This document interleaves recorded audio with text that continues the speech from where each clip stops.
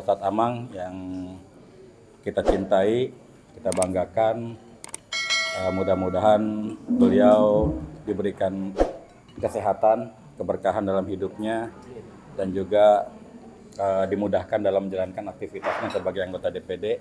Karena dapilnya se-Jawa Barat, jadi memang butuh waktu untuk bisa bertemu gitu. Kemarin baru dari Pangandaran, kemudian dilanjutkan dengan Banjar, sekarang alhamdulillah Kota Tasik. Pada acara ini Ustadz langsung menuju ke Singaparna insya Allah. Langsung saja mungkin sebelum Ustadz dari ADD mungkin ada yang mau disampaikan dulu, Mangga. Hadirin rahimakumullah, tidak banyak yang akan Anda sampaikan selain ucapan terima kasih jazakumullah khairan katsiran kepada Al-Ustadz Kiai Haji Amang Syafruddin yang telah menyempatkan mengagendakan waktu untuk bisa bersilaturahim dengan kita semua. Alhamdulillah, suatu pengakuan dan suatu kebanggaan bagi kita semua, Ustadz. Di tengah-tengah kesibukan tentu, Ustadz, karena dapilnya se-Jawa Barat, yang kalau dibedah dan dikupas tuntas sebenarnya cukup luar biasa. Iman kepada Allah, kepada kitabullah, Rasulullah, malaikat Allah, kemudian hari akhir, dan terakhir adalah qada dan qadar. Keenam-enamnya itu akan menjadi solusi terhadap seluruh problematika kehidupan. Masalah manusia adalah masalah orientasi hidup. Orientasi hidup itu tidak lepas dari pamrih. Ujungnya saya mau ngerjain ini, tapi saya dapat apa? Itu pasti, namanya manusia nggak bisa lepas dari itu. Saya makan tujuannya apa? Ya saya harus makan untuk sehat dan kenyang. Karena kalau saya belum makan pagi ini, nanti saya ngerjain sesuatu dalam kondisi lapar, nanti lemes. Kira-kira kan begitu. Nah hanya saja tujuan itu kemudian sebagai pencipta Allah Azza wa Jalla tidak membiarkan kita mencari-cari orientasi hidup. Betul bahwa dalam kondisi empirik di mana kita kalau lapar kita makan, kalau makan kita kenyang. Oleh karena itu saya harus cari makan.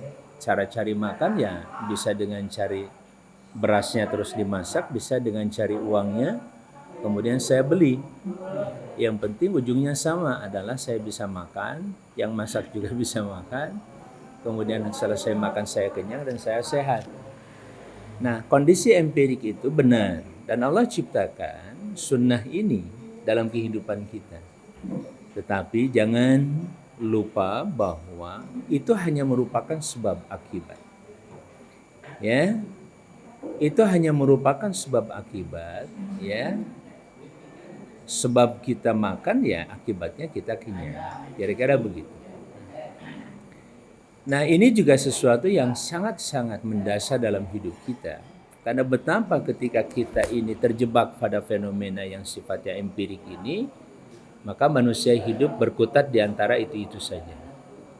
Padahal ada fakta-fakta kehidupan yang jauh lebih nyata, lebih real, apalagi yang kemudian diinformasikan kepada kita oleh Sang Pencipta kehidupan alam semesta ini dan manusia, bahwa ada kehidupan setelah kematian. Bahwa ada kehidupan di balik apa yang kita rasakan secara fisik itu. Nah inilah kehadiran Islam sebagai kenikmatan yang lain, yang dalam konteks yang lebih global disebut dengan rahmatan lil alamin. Rahmatan lil alamin inilah yang kemudian diterjemahkan mulai dari persoalan yang amat sangat-sangat spiritual, yang sangat-sangat ruhi istilahnya, sampai kepada persoalan yang bersifat jasadi, madi, empirik. Keduanya dalam Islam disatukan. Kita bicara kenyang, sehat, tetap harus makan. Nggak ada cerita saya mau sehat, saya mau kenyang, tapi nggak mau makan. Nggak ada cerita itu.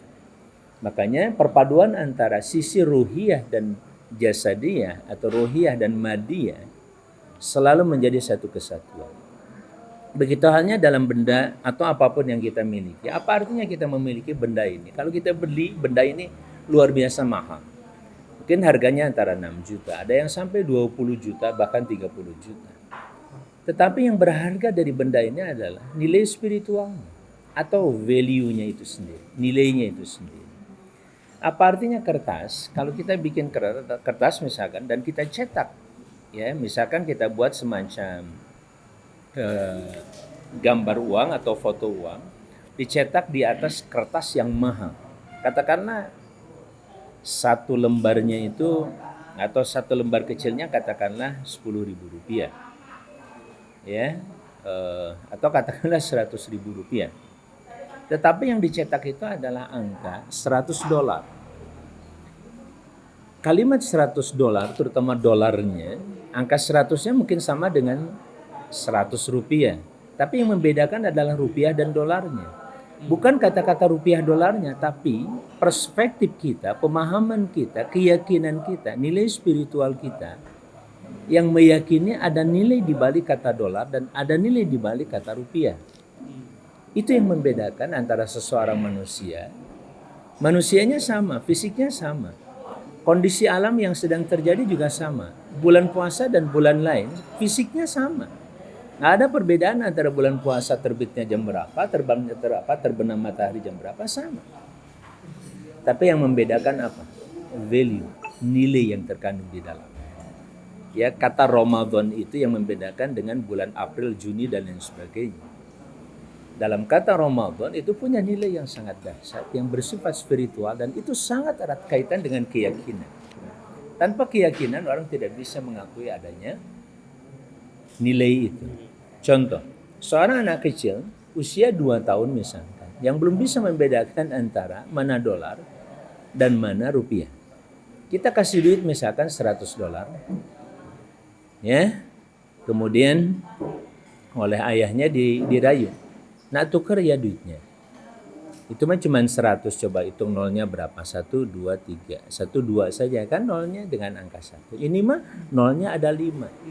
Kalau 100 berarti cuma 100. Kalau ada 5 ini 100.000. Coba banyakkan mana yang 100 dengan yang 100.000. Ya kata si anak mungkin ya banyakkan 100.000 dong. Ini mah cuma 2 nolnya tapi yang ini ada 5 nolnya. Ya, bagi seorang anak yang tidak meyakini adanya nilai, apa itu dolar, apa itu rupiah, maka dia akan memilih yang mana? Yang Rp100.000. Padahal yang $100 itu punya nilai. Di mana adanya? Nilai itu adanya di mana? Di tulisan, di huruf, Keyakinan. di sini. Keyakinan. Di sini. Di keyakinan, di keimanan tadi. Kita meyakini bahwa puasa ini punya keberkahan, beda dengan hari-hari lain. Itu adanya ada di iman. Itulah kenapa selalu kita diingatkan dengan ya ayyuhalladzina aman. Menarik, seorang ilmuwan barat, bahkan seorang ya masih keturunan Yahudi juga, dalam beberapa presentasi di TED ya biasanya di forum-forum dialog diskusi, dia katakan ya beda antara manusia dengan kera sekalipun itu sangat mudah dibedakan. Kalau ada uang tadi $100 dan yang satunya adalah satu sisir pisang misalnya, mana yang dipilih oleh dia? Halo? Yang dipilih pasti sisir pisang, karena secara empiris otak dia itu hanya melihat kalau pisang ini sudah punya pengalaman, secara naluri bisa dibuka dan ada isinya dimakan. Sementara yang $100 apaan ini? Dia cicip-cicip. Oh nggak enak, dia pulang.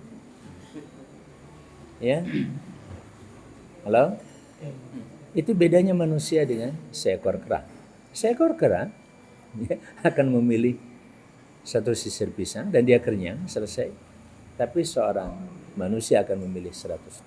Walaupun tidak langsung bisa dikunyah, bisa sebitin gitu. Ya, disobek-sobek terus dirasakan gitu enak makannya. Tidak. Ya, itulah yang membedakan nilai spiritual atau rupiah dengan nilai-nilai yang lain. Nah, saudara-saudara sekalian, saya ingin masuk kepada hal yang lebih praktis di kita. Kita ini sedang memperjuangkan itu. Bukan hanya buat diri kita, tapi mengingatkan umat manusia bahwa kita beda dengan binatang. Termasuk kita beda dengan malaikat. Nah, risalah ini adalah risalah kemanusiaan. Bukan risalah untuk sekelompok orang tertentu, partai tertentu, ormas tertentu, tidak. Jadi inilah nilai universal yang menjadi ikatan-ikatan perjuangan kita ini seperti ini. Kita sedang mengingatkan berbagai kelompok manusia. Bahkan nilai-nilai spiritual inilah yang menjadi ukuran yang sangat menentukan dari perjuangan itu sendiri. Kalau persoalan fisik gak usah disuruh deh kadang-kadang. Ya gak? Kalau persoalan fisik orang tidak usah disuruh diprogram supaya belanja gitu. Hari ini bapak-bapak ibu sekalian seluruh orang kota Tasikmalaya harus belanja pagi ini. Ya, pakai disuruh tidak? Hah? Pakai undang-undang dan regulasi atau tidak? Tidak perlu. Tidak perlu yang seperti itu. Yang perlu regulasi itu adalah nilai. Oke, Anda belanja tapi jangan nipu orang. Itu sudah bicara tentang masalah moral, etika. Itu yang perlu diatur. Kira-kira seperti itu. Nah, begitu hanya dengan kekuatan-kekuatan yang bersifat kolektif lainnya ketika bicara tentang persoalan sosiologis kemasyarakatan. Makanya tahapan kita dari ya ayyuhalladzina amanu di situ memang dipanggil seluruh orang beriman yang sifatnya kolektif, tapi baru bisa dikolektifkan dalam konteks organizationnya adalah pada kalimat wal takum minkum ummah, yang mengkristal menjadi ummah. Makanya tahapan kerja kita ke sana bagaimanapun juga, sehingga sekarang setiap individu muslim dimanapun juga sedang berada, dia tetap menjadi bagian dari proses yang pertama ini. Yang tadi itu ya, kita ada pada 3 kerangka nilai. Yang pertama iman, apalagi dengan rukun iman yang 6, dan semoga majelis ini juga merupakan majelis keimanan. Seperti kebiasaan sahabat, kalau mau duduk ngobrol itu mereka mengatakan hayya najlis nu'min sa'ah, ya, atau hayya bina nu'min sa'ah. Yuk kita duduk sejenak, yuk kita beriman sejenak. Betapa mereka selalu mengkorelasikan, mengaitkan, mengingatkan setiap aksi kehidupannya, sekalipun duduk seperti ini adalah duduk keimanan. Kita bercerita tentang makna iman, indahnya keimanan, termasuk ya kita percaya tadi. Yang kita makan itu dasarnya kepercayaan. Kalau tidak percaya yang kita makan itu bersih dari corona, dari virus dan bakteri, nggak jadi dimakan. Jangan jauh-jauh, baru kotor saja ini, misalkan ini makanan, ini jernih yang lain, tapi yang dia kotor, bahkan di luhurnya hinyai.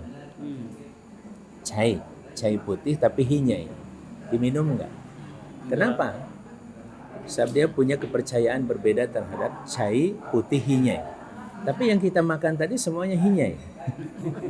Kenapa? Karena beda bentuknya, beda kepercayaannya. Hinyainya soto dengan hinyainya air putih itu beda. Nah, itu semuanya yang membedakan adalah kepercayaan. Makanya kita berbuat, ini adalah kepercayaan. Ini kalau kita bedah lebih jauh lagi, dahsyat. Termasuk nantinya ketika kita bekerja, berbuat, itu dasarnya cuma kepercayaan. Kenapa? Kita dibatasi oleh waktu. Waktu ini adalah disebut ajal. Ajal pun tak pernah kita ketahui detik keberapa kita akan berakhir. Yang jelas menit-menit ke depan, detik, menit, jam, kemudian hari, minggu, bulan, tahun ke depan itu hanya sebuah kepercayaan yang belum tentu milik kita. Bukan belum tentu, memang belum milik kita. Yang diberikan kepada Allah sekarang ini, saya bicara detik ini, berikutnya detik berikutnya terus, itulah real kehidupan. Selebihnya adalah kepercayaan. Jadi ceritanya saja bahwa ini rumah milik saya.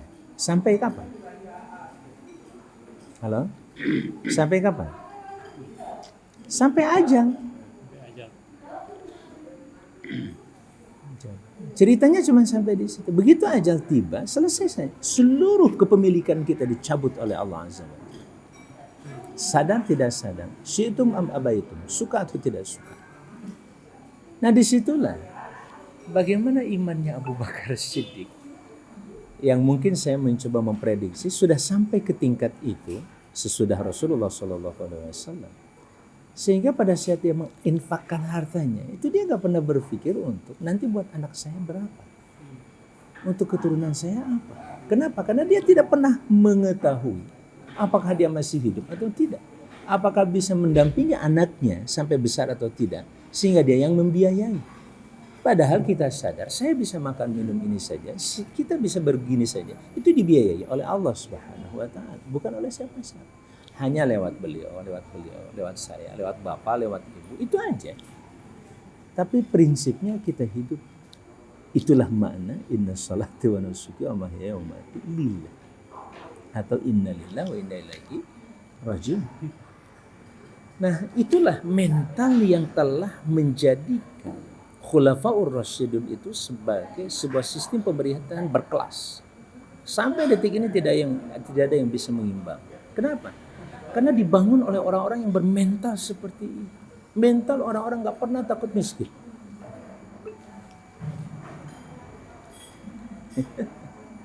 Abu Bakar Siddiq sampai 100%, Umar 50%, yang lain minimal sepertiganya, 30% lebih.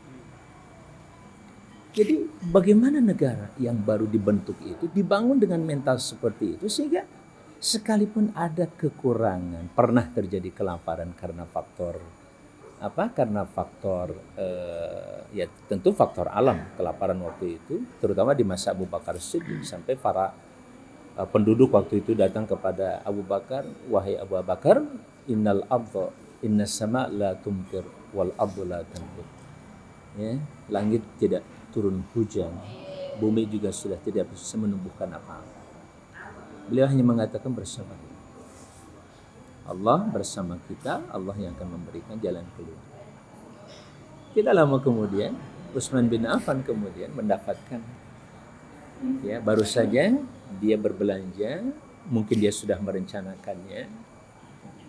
Ya, hasil belanja itu kita ketahui sampai sebanyak 1.000. Ya, 1.000 onta, 1.000 ekor onta dengan muatannya penuh. Nah, tentu di kalangan umat Islam juga, di masyarakat terbaik setelah Rasulullah, yaitu di masa Abu Bakar, juga tidak pernah lepas dari orang-orang yang tadi ya, mental secara kemanusiaan dan empirik itu nggak bisa lepas, ada. Terutama dari pengusaha. Saat demand yang sangat kuat, barang tidak ada, harga pasti mahal. Dan ini keuntungan yang besar buat kita. Ya, sekelompok mereka akhirnya datang menawar. Ini milik siapa? Ditunjukkan ini milik Utsman. Mereka datanglah ke Utsman. Wahai Utsman, kami beli barang-barang ini. Kata Utsman, kalian mau kasih keuntungan berapa? Kata yang satu, saya 100%. Bayangkan, kalau 1.000 onta rata-rata, satu ontanya katakanlah nilainya 100 juta saja, muatannya, pangannya, makanannya, dan muatan lain, atau minimal 10 juta. Itu aja sudah 10 miliar. Belum apa-apa, nggak usah pakai macam-macam kerja, dia sudah dapat untung 10 miliar. Dijual nggak? Hah? Kata Utsman, ada yang bisa memberi keuntungan lebih. Tanya satu lagi, 2 kali lipat. Sampai terakhir kalau tidak salah lelang itu 5 atau 10 kali lipat, kira-kira begitu. Karena memang mereka tahu, ini barang pasti laku keras. Karena lagi dibutuhkan. Kata Utsman, siapa yang bisa ngasih lebih dari itu? Kata mereka, siapa yang bisa lebih daripada yang kami tawarkan? Kata Utsman dengan iman, Allah.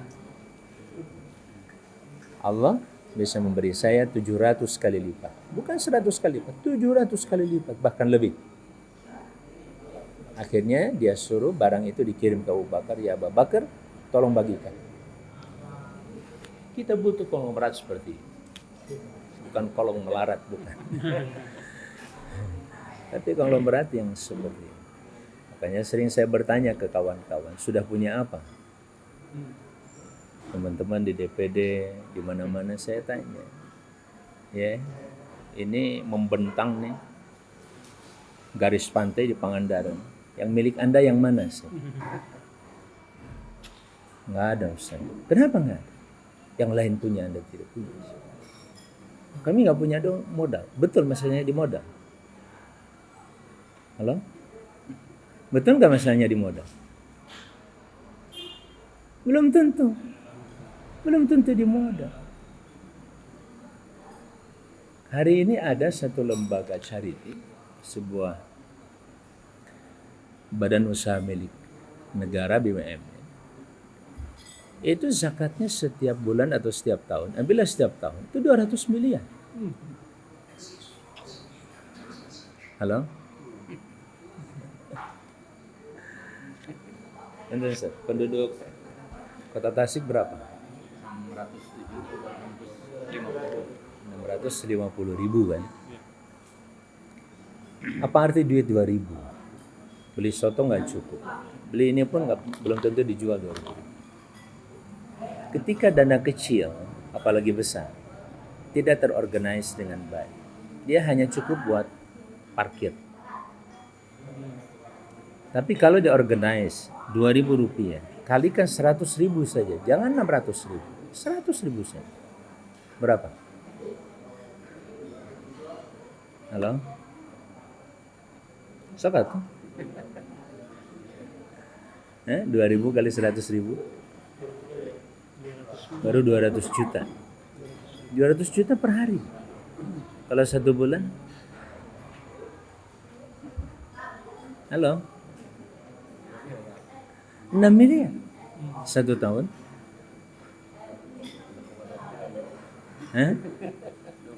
72 miliar Rus. 72 miliar itu bukan uang kecil. Pertanyaannya, siapa yang punya sistem dan bisa mengerjakan itu? Itu aja, terakhir di situ. Jadi kalau bicara modal, bukan persoalan modal. Siapa yang punya inisiatif yang bisa membangun kekuatan bangsa? Bicara bangsa adalah bicara umat. Jangan 100 deh. 20 aja. Kalau 20 saja sudah mendekati 100.000, 90.000. Kalau 100 kan setiap RT, itu berarti 450.000. Melampaui yang 100.000. Bisa nggak kita mengkonsolidasikan ini? Artinya, kita penting memiliki kader dakwah ini, kader penggerak umat ini di setiap RT 1 yang bisa menyentuh dan silaturahmi sehari dengan mulai dari 10 sampai 100. Cukup.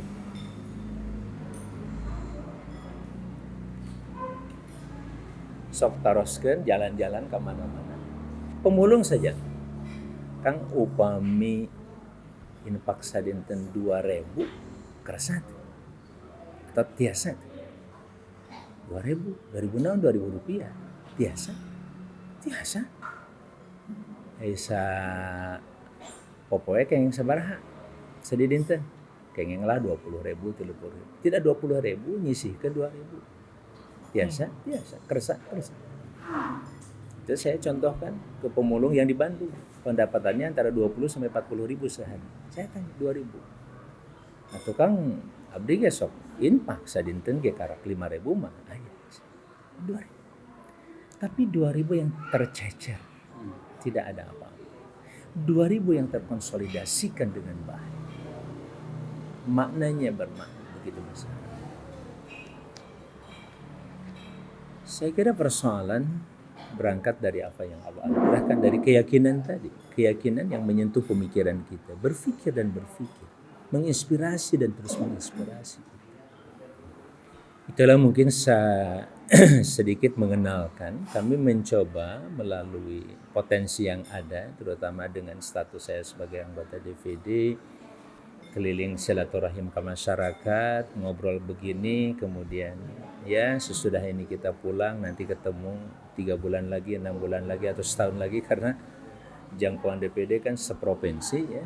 Jadi kapenak sareng kieu teh moal tiasa unggal tahun jika nanti upami bade ngaprak-ngaprak kasadayana mah kira gitu.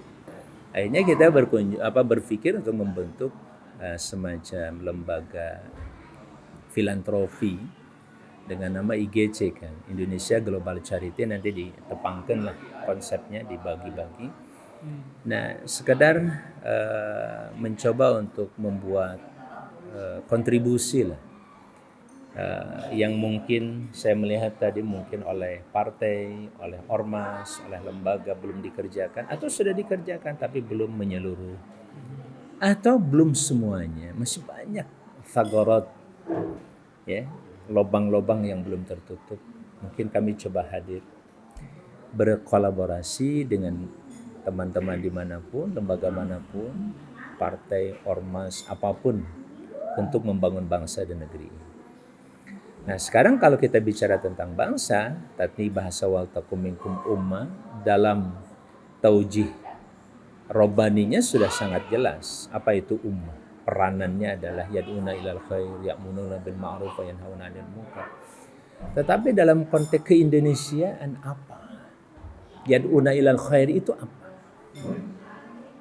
Nah ternyata secara internasional sekarang kalau kita mengkaji khair dalam konteks dunia, konvensi internasional PBB, khair itu bisa diterjemahkan dan di breakdown dalam yang disebut SDGs itu. Sudah pernah dengar SDGs? Apa itu? Halo? Contoh. Di DPRD kan? Nanti di DPRD. SDGs. Ada MDGs, ada SDGs. MDGs sekarang sudah mulai ditinggalkan, diganti dengan SDGs karena lebih komprehensif. Ya, SDGs lebih ke sustainable. Jadi ininya sama, development goals. Dan itu ada 17 kerangkanya yang goal target internasional dunia. Jadi mengukur sebuah bangsa di dunia. Ini niat bagus dari perkumpulan dunia bernama PBB dan lain sebagainya. Sehingga bisa mengukur sebuah bangsa atau negara itu dengan SDGs ini diantaranya. Ya. Misalkan bangsa atau negara tanpa kemiskinan, tanpa kelaparan, ya, kemudian negara yang sehat. Nanti ukuran sehat itu apa? Ya, jangan sampai ada yang kekurangan gizi di situ. Nah, secara umum bagus sekali, ya. Yang oleh Kementerian Desa di Indonesia secara nasional tetap 17, tapi di tingkat desa oleh Pak Menteri Desa itu ditambah 1 jadi 18 SDGs. Yang ke-18 terkait dengan masalah kelembagaan desa dan budaya adaptif. Ya, budaya adaptif. Saya kira sebuah hikmah, al-hikmatu dhalatul mu'min, ya. Ini merupakan hikmah yang dirumuskan oleh dunia internasional. Kita paling berhak. Karena di situ bicara tentang kemiskinan, kelaparan, kesehatan, pendidikan, air bersih, energi terbarukan, lingkungan. Ya, kemudian produksi yang ramah lingkungan, kemudian lingkungan kelautan, lingkungan darat, dan lain-lain. Termasuk kesetaraan gender. Nah, seluruh tujuan ini tentu saja setiap bangsa yang punya budaya, apalagi akar budaya itu berdasarkan agama, silahkan berkontribusi. Makanya punten anu kasuhun, kalau nanti membuat program kerja, mungkin dari mulai amanat munasnya apa, terus ke bawahnya apa, coba disinkronisasi dengan SDGs ini. Sehingga nanti kita sinkron dengan kondisi lapangan. Kalau kita turun ke desa, turun ke kelurahan juga mereka paham. Kalaupun belum paham, kitalah yang menjadi pelopor memahamkan. Karena ini ladang yad'una ilal khair. Ladang untuk menjelaskan, mendakwahkan kebaikan. Jadi ukuran kebaikan itu apa? Yang ternyata Ustaz, dalam charity alias sedekah, khususnya zakat itu sudah tercover itu dengan 8 asnaf. Jadi kalau yang 18 ini dimasukkan ke 8, masuk semuanya. Wal amilina 'alaiha misalkan. Amilin itu kan boleh orang kaya, tapi dikasih. Dalam SDGs mungkin nggak dikasih. Tapi di dalam ini dikasih. Untuk apa? Untuk menguatkan ekonomi dia pada akhirnya. Sehingga dia tidak hanya jadi seorang amilin, dia juga sebagai muzaki nantinya. Orang yang sedang dalam perjalanan dan seterusnya. Jadi asnaf yang 8 ini pun saya coba analisa sedikit. Ini bisa berkontribusi secara kuat terhadap capaian SDGs. Terutama yang 2. Ya, jadi desa tanpa kemiskinan, desa tanpa kelaparan. Minimal 2 dulu. Kalau di Ramadan, puncak Ramadan itu harus ditutup dengan namanya zakat fitrah. Zakat fitrah itu kan intinya jangan sampai hari raya ada orang yang gak makan.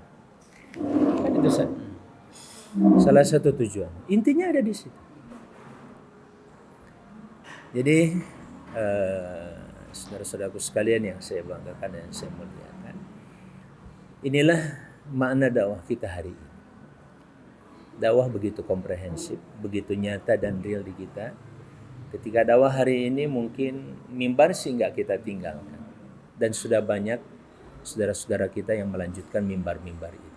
Serahkanlah kepada mereka. Nggak usah berebut mimbar lagi.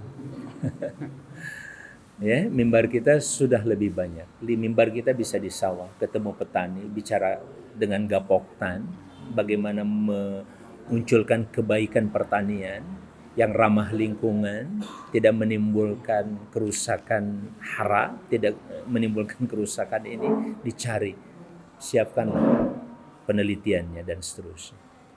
Ya, begitu halnya dengan persoalan yang terkait dengan keadilan, ya. Desa yang berkeadilan itu seperti apa? Ya, tentu desa yang mendapatkan haknya dan juga bisa memberikan kewajibannya secara baik desa itu kepada seluruh komponen. Tentang kesetaraan gender, lebih kepada pelibatan seluruh gender, termasuk kaum perempuan atau terutama kaum perempuan di dalam membangun desa itu. Kita nggak bicara setara atau sama, kita bicara pelibatan. Semuanya punya hak dan kewajiban terhadap desa ini. Jadi kontribusi keagamaan, apalagi kita dilindungi atau kita punya landasan Pancasila yang pertama ketuhanan. Dengan berketuhanan, bicara agama tidak usah khawatir. Apalagi sekarang, ya bicara agama seakan-akan kita akan atau takut di stigmatisasi dengan radikalisme. Ya, radikalisme itu selalu dihubungkan dengan agama. Jangan begitu. Kita juga punya kewajiban untuk menetralisasi, memverifikasi, sekaligus menunjukkan bahwa radikalisme yang paling berbahaya itu justru ketidakadilan. Dan ketidakadilan itu ada pada kekuasaan. Ya, adanya pada distribusi kekuasaan yang salah. Kekuasaan di pusat terlalu kuat, sementara daerah lemah. Ya, coba kalau setiap kepala desa atau desa diberikan kewenangan mengolah desanya. Sebagaimana sekarang saudara-saudara kita di Papua, itu bukan persoalan duit. Tadi kan saya bilang, bukan persoalan modal, bukan. Dia punya lahan tanah. Tanah itu namanya tanah Papua, itu cukup untuk membiayai Indonesia. Bukan hanya tanah Papua, bukan hanya warga Papua yang relatif sedikit, kurang dari 5 juta. Ya, dia bisa membiayai yang 470 juta. Tanah Papua itu. Jika masyarakat Papua bergandengan tangan dengan yang lain, diberi kewenangan dan kekuasaan untuk mengelola tanah Papua secara benar. Jangan kooptasi misalkan dengan alasan ini adalah kawasan ekonomi nasional. Tapi yang main hanya sekelompok tertentu di situ. Yang menguasai lahan strategis emas-emasnya hanya sekelompok tertentu. Dan jangan lupa, Amerika itu bisa tegak sampai hari ini tidak lepas daripada Papua. Perusahaan privat di sana tidak lepas daripada itu. Tidak berlebihan kalau ada yang mengatakan jika lepas sama sekali kolaps itu negara. Tidak berlebihan jika ada orang mengatakan seperti itu, karena memang luar biasa kekayaan Papua. Wajar kalau banyak orang menginginkan negara ini bubar, negara ini. Maka kitalah yang bertanggung jawab mempertahankan NKRI. Dan sudah ditunjukkan oleh pendahulu kita dengan mosi integralnya siapa? Pak Muhammad Nasir. 3 April yang baru lalu kita memperingatinya, atau sebagian kita memperingatinya. 3 April adalah kembalinya Indonesia ke NKRI, Negara Kesatuan Republik Indonesia, yang sebelumnya hampir saja akan pecah. Saudara-saudaraku sekalian, inilah mimbar dakwah kita hari ini. Mimbar dakwah kita di kebun, mimbar dakwah kita di sawah, mimbar kita di desa-desa, di rumah-rumah bersentuhan dengan seluruh kelompok masyarakat, dan sentuhan itu dikolaborasikan dan dikorelasikan dengan konsep silaturahim SDGs tadi. Ya, maka tinggal dibedah nanti, apalagi ada yang dari Dewan di sini dan Punten Duka Suhun kan. Kadang-kadang kemarin juga di Dewan pun tidak pernah dibahas apa itu SDGs. Ya, kami juga alhamdulillah karena kami sering bersentuhan dengan desa dan desa juga cukup concern bicara tentang SDGs, bagus ya Kementerian Desanya. Kita jadi tercerahkan dengan wawasan-wawasan seperti itu. Dan ternyata ya kalau bicara tentang persoalan kebangsa dan kenegaraan ya tidak lepas dari 17 poin itu atau 18 poin itu. Tapi kalau kita bicara Islam, bicara Asmaul Husna saja misalkan, ada 99 Asmaul Husna di antara yang diajarkan kepada kita. Dan tidak dibatasi hanya 99, masih banyak. Tapi dengan 99 pun sebenarnya itu problematika manusia yang bisa diatasi.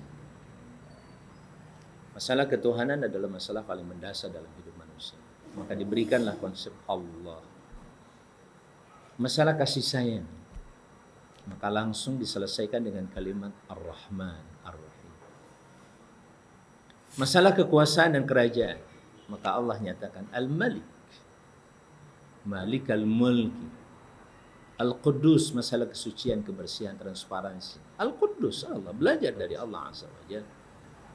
Ya, persoalan keselamatan bangsa ini, how to save our nation misalnya. Maka Allah jamin dengan kalimat As-Salam. Minta ke Allah yang Maha As-Salam. Jadi 99 itu bisa menyelesaikan 99 problematika kehidupan manusia. Dan saya katakan tidak bisa lepas dari 99. Silakan. Nah, kalau kita baru menginventarisir hanya 17. Ya, dan itu memang banyak lebih kepada fenomena fisik dan empirik. Ya, berarti kalau itu ukurannya 17 atau 18, sementara yang 81 lagi itu kalau dalam Asmaul Husna itu masalah spiritual. Masalah mental, masalah kedermawanan, masalah kesabaran, masalah syukur, terima kasih, asyakur, as-subur, al-wadud, masalah cinta di antara manusia. Itu semuanya kembali kepada Allah SWT. Itulah indahnya kita berdakwah berjamaah dalam konteks keislaman. Dan ketika Allah memerintahkan kita menjadi umat, wa takum minkum ummah, dengan tugas yad'una ilal khair wa ya'muruna bil ma'ruf wa yanhauna 'anil munkar, ternyata konsep yang kita miliki jauh lebih komprehensif.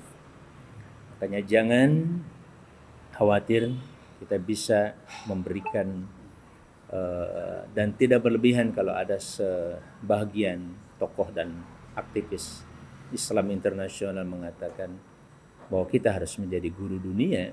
Tidak berlebihan, karena memang kita punya konsep, punya mental, punya kebiasaan, terutama nilai kedua, yaitu kebiasaan takwa. Kebiasaan takwa itu bukan kebiasaan sederhana. Makanya seluruh ibadah itu diorientasikan kepada takwa. Ya ayyuhalladzina amanu, ya ayyuhan nasu taqu. Ittaqu, atau ya ayyuhan nasu ubudu. Ibadah seluruhnya ujungnya la'allakum tattaqun. Kenapa takwa? Itu adalah posisi mental paling dibutuhkan hidup manusia. Kita mengukur anak baik tidak, itu tergantung kepatuhan. Dan substansi takwa adalah ada pada kepatuhan. Patuh menjalankan perintah, patuh menjauhi larangan. Itulah takwa. Saya kira itu kan 3 lembaga yang tadi didiskusikan saja. Kira-kira di sini punya anggota berapa, punya kadar berapa kan? Yang pelopornya? Oke, kelurahannya ada berapa? 69. Sok bagi 200 berapa? 250 dibagi 69. Jadi setiap kelurahan diampu, diperhatikan, dibahas, dikunjungi, dirawat. Saya tanya, kalau yang 100.000 tadi itu, 100.000 kepala keluarga, rata-rata mereka beli beras per hari sampai 1 kilo atau tidak? Keluarga ya? Sampai kan? Bisa nggak kita menawarkan produk beras ini, dan di situ ada multiple benefit ya, keuntungan yang multiple dengan masyarakat yang lain. Jadi petani-petani yang saat gabah hancur, saat harga gabah rusak dengan impor dan lain sebagainya, kita beli. Tapi kita sudah punya pasar yang tadi. Mulailah dari yang 5 per kelurahan atau per desa atau per RT tadi 5 dulu, 10, sampai kita punya pelanggan 100 misalkan. Kalau 100 sudah 450.000 kepala keluarga, itu dahsyat. Ya, makanya saya bilang cukup 100.000 aja. Dengan 100.000 itu berarti kan berapa per hari? Berapa ton? 100 ton kan? Coba aja itu. Sama tadi, kita nggak ngambil apa-apa, saya hanya minta untung Rp2.000 per kilogram selesai.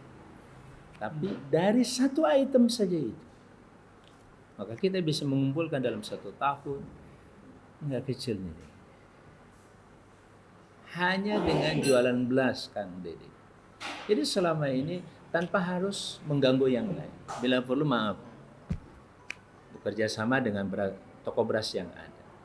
Tapi kita minta bisa enggak dapat 2.000 per kilogram. Caranya gimana? Dinaikkan sedikit atau buat kartu anggota.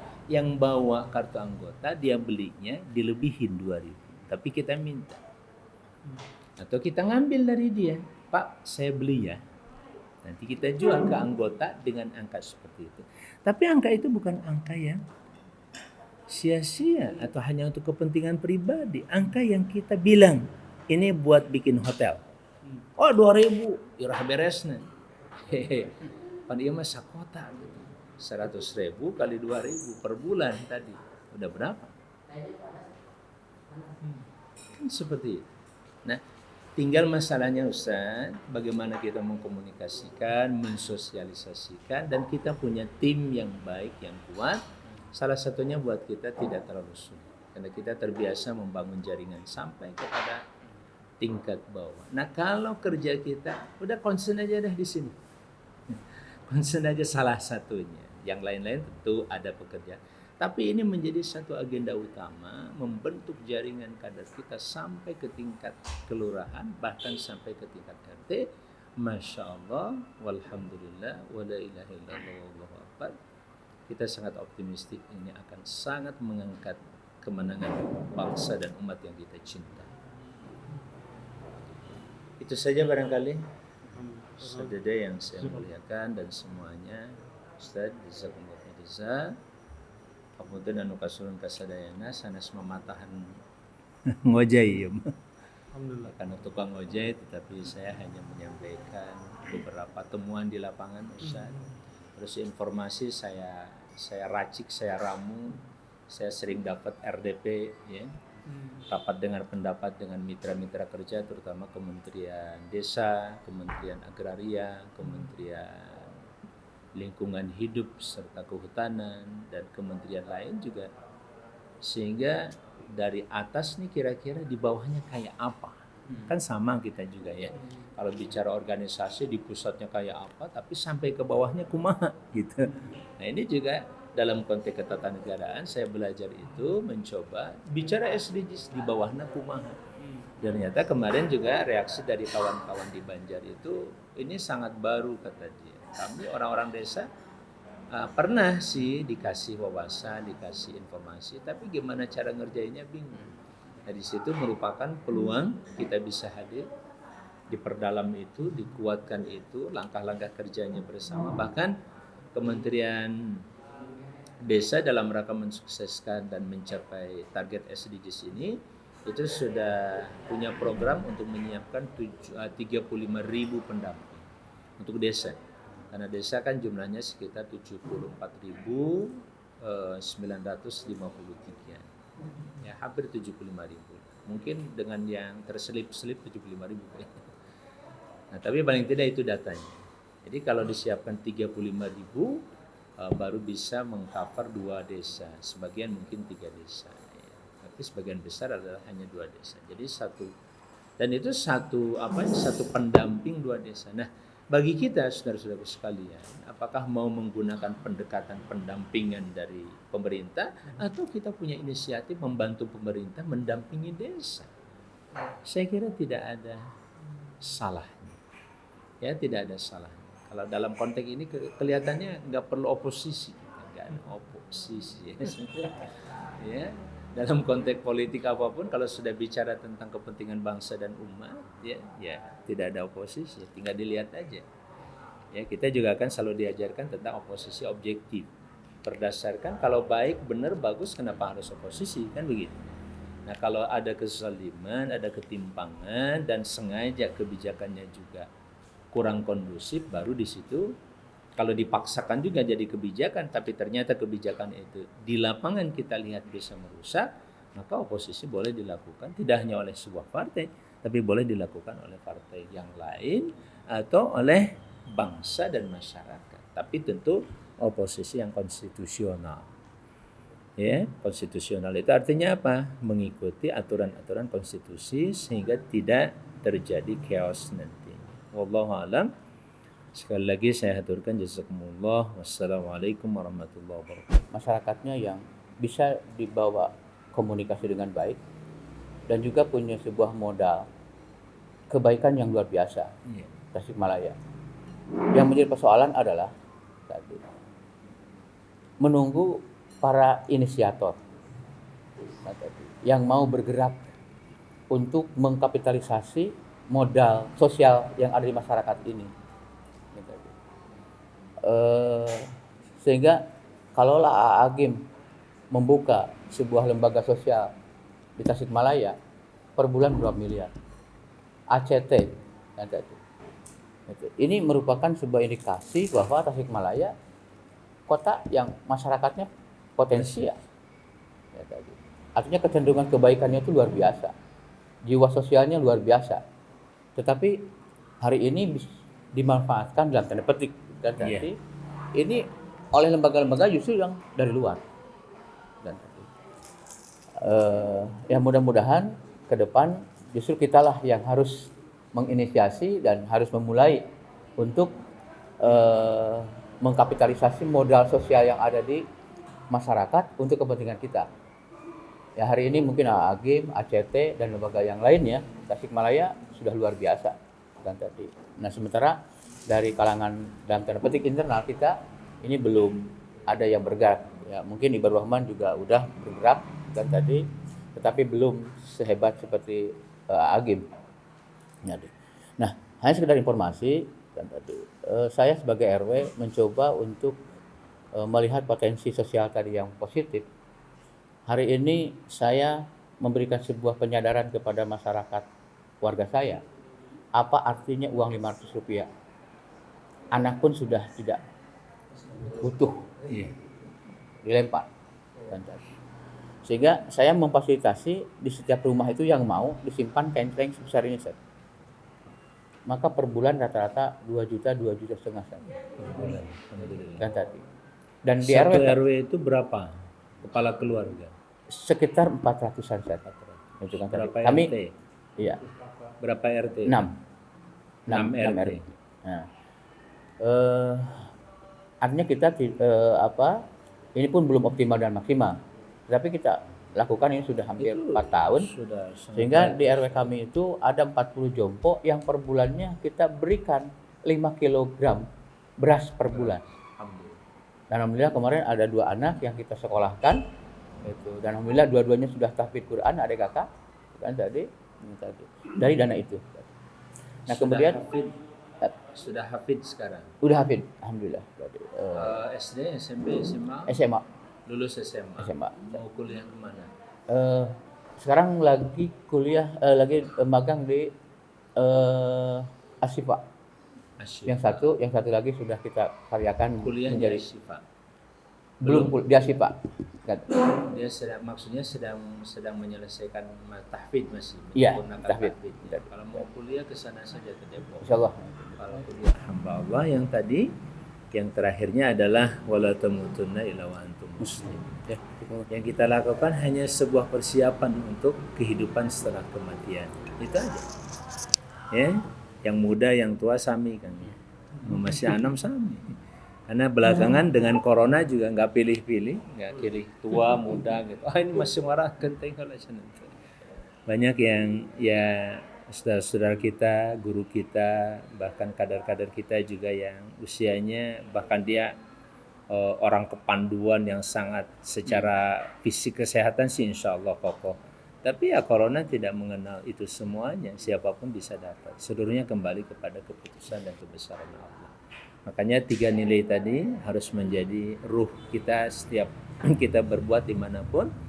Iman, takwa, dan isti'dadan lil maut. Itu aja persiapan buat kematian kita insya Allah. Ya. Sehingga dengan begitu kita nggak pernah istilahnya mual mang-mang lah. Dimanapun Allah menjemput kita ya asal kita husnul khatimah. Makanya kebaikannya diperbanyak. Nah, Ramadan ini jaminan kebaikannya 13 jam tuh minimal. Asal tidak kufur dan tidak buka puasa, itu aja. Ya, asal tidak musyrik, tidak kufur. Yang kedua tetap bertahan dengan saumnya. 13 jam kebaikannya nggak keputus. Nah, gimana kebaikan kita? Dan ada yang 24 jam tidak terputus. Apa? Iman. Itu kebaikan terbaik, kebaikan yang paling fundamental, yang tidak bisa terputus satu detik pun dalam kehidupan, kecuali dia menyatakan kekufuran atau kemusyrikan. Semoga Allah melindungi kita. Wallahu a'lam. Tenun Kang Dede, ini penguatan dan masukan yang luar biasa. Jangan lupa like, share, subscribe. Channel inspirasi dari Kang Haji Amang Safruddin ya. Jangan lupa subscribe.